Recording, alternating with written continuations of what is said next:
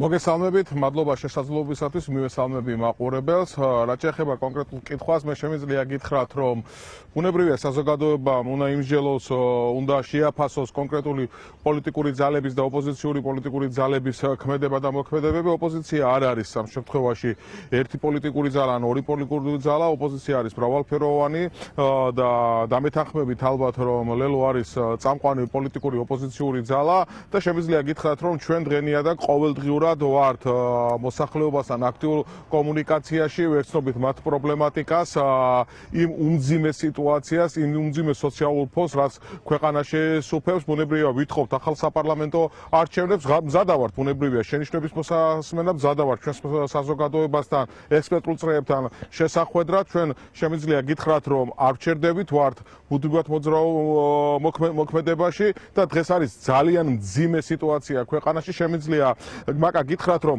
არათუ სახლები არის დაკეტილი, არამედ უკვე სოფლები იკეტება. უკვე სოფლების დაკეტვა დაიწყო, იმიტომ რომ საქართველოს მოქალაქეები ქვეყნიდან გარბიან, საქართველოს მოქალაქეებს ქვეყანაში გასაჩერებელი არ აქვს. სამაგეროდ რა ხდება ქვეყანაში, სამაგეროდ ყვავის კორუფცია, ააყვავეს კორუფცია და ხედავთ თუ როგორი სიტუაცია არის, იქამდეც კი დავიდნენ, რომ უკვე უფასო სასადილოებიდან თანხებს იპარავდნენ და ასე შემდეგ და ასე შემდეგ. დიახ, მე დღეს ვიმყოფები მაგა ანაკლიაში, რომელიც უნდა ყოფილიყო ქვეყნის კეთილდღეობის, ეკონომიკის აყვავების, ამ შემთხვევაში სამუშაო ადგილების შექმნის და უსაფრთხოების ქოლგის სიმბოლო და უსაფრთხოება უნდა ყოფილიყო, უნდა მოიტანა ანაკლიას, მაგრამ ჩვენ ვხედავთ რას, რომ დღეს ეს არის საფირმო ნიშანი, ერთ-ერთი საფირმო ნიშანი და მთავარი საფირმო ნიშანი ქართული ოცნებისა, ეს არის უძრაობა დღეს გაყინული და მკვლელობისათვის განწირული პროექტი, რომელსაც უნდა ყოფილიყო დღეს 10,000-ობით სამუშაო ადგილი და ვხედავთ, რომ ეს ყველაფერი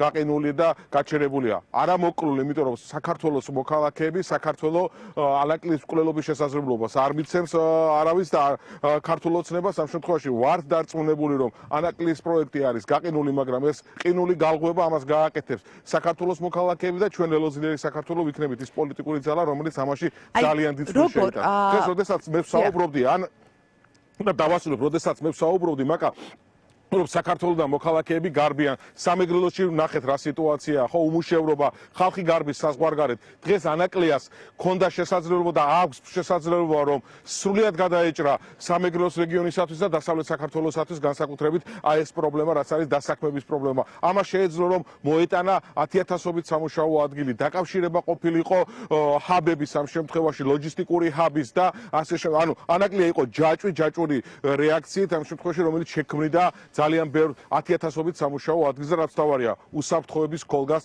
ჩვენი ქვეყნისათვის. აუცილებელია, რომ ანაკლია აშენდეს დასავლური, ამ შემთხვევაში ევროპული და ამერიკული ინვესტიციებით და დარწმუნებული ვართ, რომ ეს დრო ძალიან მალე მოვა და ძალიან მალე იქნება. აი ამაში ვართ დარწმუნებულები და ჩვენ ამისთვის ჩვენ ვლაპარაკობთ სოციალურ სიდუხჭირაზე, რის გამოც სოფლებიდანაც და ქვეყნიდანაც ხალხი გარბის. ჩვენ ვსაუბრობთ შელახულ უფლებებზე, რის გამოც ადამიანები ან გისოსებს მიღმარიან, ან წნიხს განიცდიან ხელისუფლებაზე. ჩვენ ვსაუბრობთ გაჭირვებულ ადამიანებზე, რომლებიც ქუჩაში დგანან და შვილების გადასარჩენად წამალს ითხოვენ. ვლაპარაკობთ ძალიან დიდ პრობლემებზე და მათ შორის ვსაუბრობთ ხშირად მოქალაქეები ამბობენ ხოლმე, რომ რა დროს საგარეო კურსზე დარდი და ნერვიულობაა და სანქციებზე ლაპარაკი, როდესაც ხალხს ლუკმა პური უჭირსო, მაგრამ ყველაფერი ერთად აქცევს ქვეყანას ძალიან მძიმე დარტყმის ქვეშ. შესაბამისად, ჩნდება კითხვა, როგორ იქცევა საუბარი ქმედით ნაბიჯებად. თქვენ რომ საუბრობთ ვადამდელ არჩევნებზე თუ ახალ არჩევნებზე, როგორ წარმოგიდგენიათ ამ ახალი არჩევნების მიღწევა, თუნდაც იმისთვის, რომ ანაკლიის პროექტი, რომელიც წლებია გაყინულია და კობახიძე ამტკიცებდა 2024 წელს, რომ ეს რამდენიმე წელიწადში დასრულდება, მივა იქამდე, სადამდეც უნდა მისულიყო.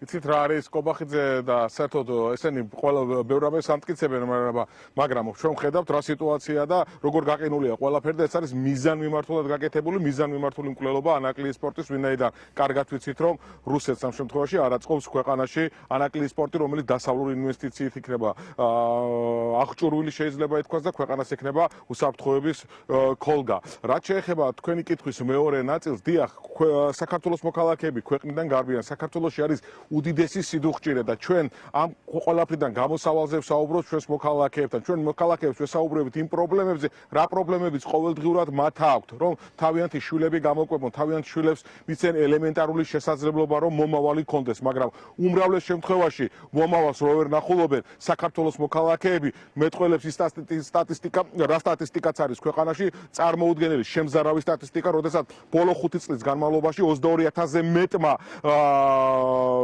ბავშვმა შეწყვიტა სკოლაში სწავლა საქართველოში, ვინაიდან საქართველოს მოქალაქეებმა მშობლებმა თავიანთი შვილები 22000-ზე მეტი ბავშვი გამოიყვანეს სასწავლებიდან და წაიყვანეს საზღვარგარეთ. აი ეს არის უბედურება, რაც ხდება დღეს ჩვენს ქვეყანაში. ეს არის უბედურება, რომ დღეს სიკვდილიანობა გაამეფეს ქვეყანაში, ახალ სიცოცხლეს ჭარბობს გარდაცვალება. დიახ, ჩვენ მოქალაქეებიდან ვღებულობთ ყოველდღიურად ამ შემთხვევაში ინფორმაცია ჩვენს გამოსავალზე ვსაუბრობთ.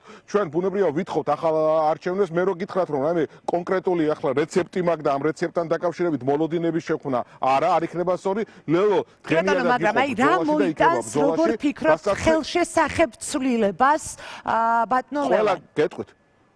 არა ნიჰილიზმი არჩევნების მიმართ.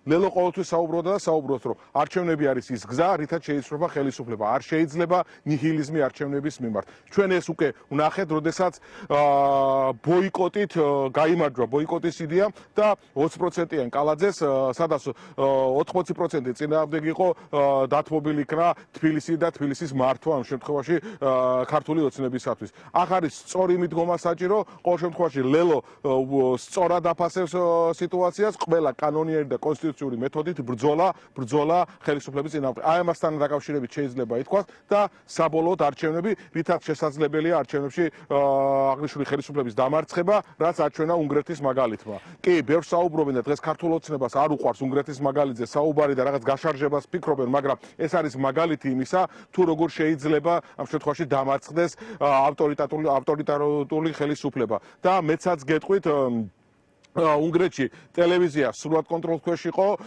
ავტორიტარი ორბანის, ასევე სრულად კონტროლ ქვეშ იყო სასამართლო, საარჩევნო სისტემა თუ როგორი სიტუაცია იყო, ყველამ კარგად ვიცით, მაგრამ საბოლოოდ, როდესაც ხალხის მეტი აქტიურობა იყო, დამარცხდა ავტორიტარი და აქედან გამომდინარე ჩვენ ვფიქრობთ და დარწმუნებული ვართ, რომ ხალხის საქართველოს მოქალაქეობის აქტიურობის შემთხვევაში გარდაუვალია ქართული ოცნების დამარცხება. ყველამ უნდა გავაკეთოთ, რომ ჩვენ საქართველოს მოქალაქეებს არა უბიძგოთ რომ არჩევნებში არ მიიღონ მონაწილეობა, არამედ არჩევნებში მიიღონ მონაწილეობა და არჩევნებით შევცვალოთ ხელისუფლება და დარწმუნებული ვარ რომ არჩევნებით ხელისუფლება შეიძლება. ბატონო ლევან, დღეს ჩვენ ორი მძიმე გზავნილი მიიღო ქართულმა ოცნებამ. ერთი გულისხმობ ევროპის საბჭოს ადამიანის უფლებათა დაცვის კომისრის დასკვნას, რომელიც რამდენიმე დღის წინ იმყოფებოდა საქართველოში და მთავარი გზავნილი ეხებოდა ევროპის საბჭოს კომისრის ქიმიური ნივთიერებების შემცველი ჭავლის გამოყენებაზე საფუძვლიანი გამოძიების მოთხოვნას, როგორც ჩანს,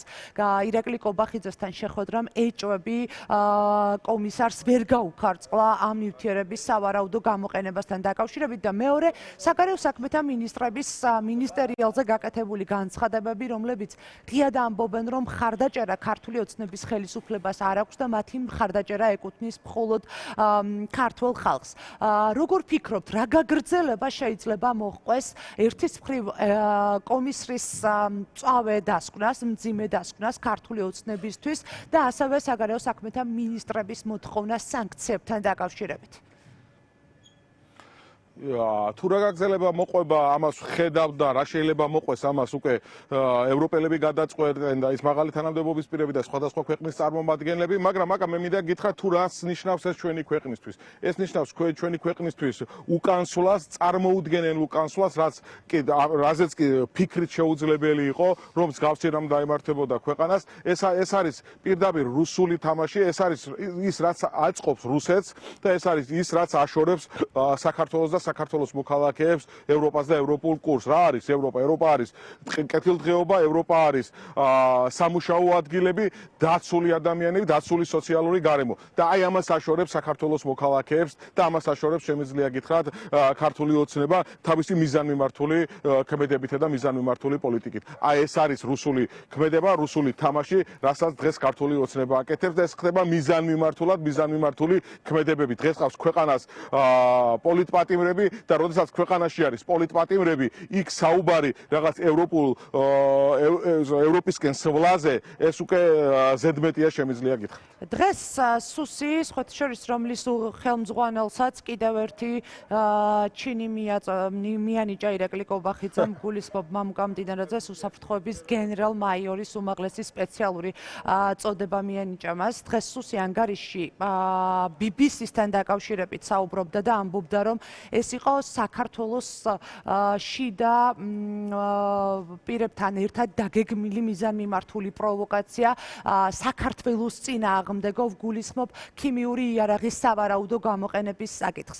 რა აძლევს ამ აზრს არსებობის შესაძლებლობას და რამდენად საფუძვლიანია ეჭვები ქიმიური იარაღის სავარაუდო გამოყენებაზე?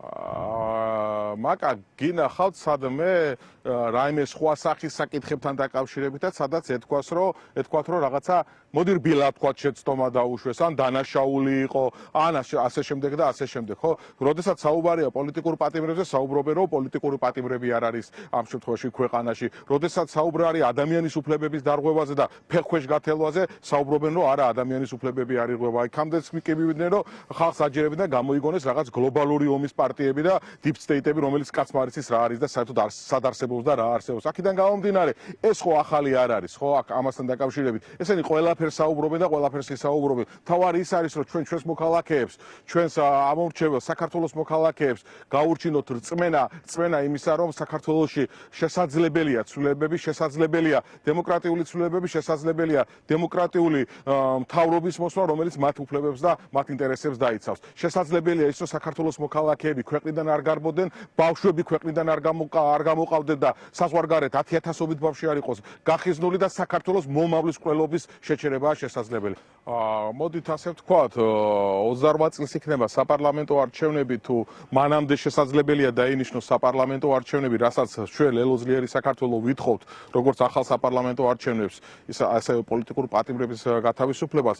მე ამ შემთხვევაში წინასწარ ამას ვერ გეტყვით, ამის რომ ბეჭედ დასმულად მოვიტყვით, რომ კონკრეტულად შეიძლება 28-ში იყოს, შეიძლება თქვან, რომ ოცნებამ გამოვიდეს და თქვას, რომ ადამდელი საპარლამენტო არჩევნები, ახალი საპარლამენტო არჩევნები დაინიშნოს, ეს უკვე ცალკე საკითხია, მაგრამ რაც შეეხება კონკრეტულად ამ ყველაფერს ეს არის მთავარი რომ ჩვენ საქართველოს მოქალაქეებს მივცეთ мотиваცია, მივცეთ რწმენა იმისა რომ ხელისუფლების ცვლილება შესაძლებელია და საქართველოს მოქალაქეები დარწმუნებული ვარ რომ თავიანთ სწორ არჩევანს გააკეთებენ.